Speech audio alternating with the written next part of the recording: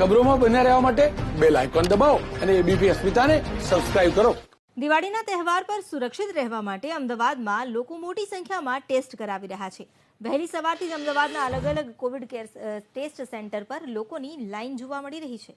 વસ્ત્રાપુર વિસ્તારમાં Covid test માટે લાંબી કતાર લાગી. એક જ વ્યક્તિ વારંવાર ટેસ્ટ ન કરાવે તે માટે આંગળી પર કાળી સ્યાહી પણ લગાવવામાં આવી રહી છે.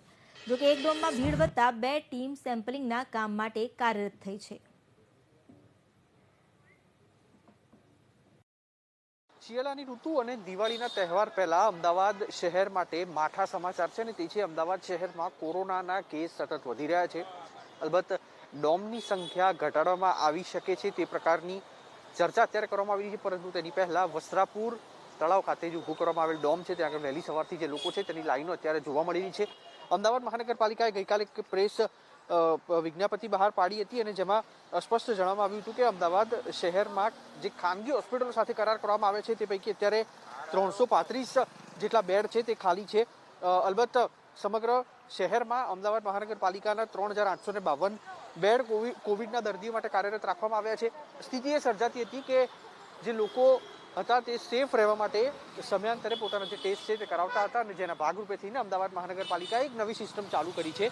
આ સિસ્ટમ અનુસાર જે પણ વ્યક્તિઓ કોરોનાનો ટેસ્ટ કરવા માટે આવતા હશે તેમને હાથ ઉપર એક સાઇન કરવામાં આવશે અને તે સાઇન પરથી ઓળખી શકાશે કે આ વ્યક્તિએ છેલ્લે ક્યારે તેમનો ટેસ્ટ કરાવ્યો હતો. કારણ કે શિયાળાની ઋતુ છે, બેવડી ઋતુ છે અને તેવા સંજોગોમાં જે લોકો છે તે સુરક્ષિત રહેવા માટે ટેસ્ટ કરાવતા હતા અને તેના ભાગરૂપે જે મહિલા અહીંયા આગળ પહોંચ્યા હતા જેમણે કોરોનાનો ટેસ્ટ કરાવ્યો હતો તેમને પણ હાથ ઉપર એક સાઈનું ટપ્પું જે છે તે કરવામાં આવ્યું છે અને આ પ્રકારની પરિસ્થિતિ છે તે અહીંયા આગળ જોવા મળી રહી છે.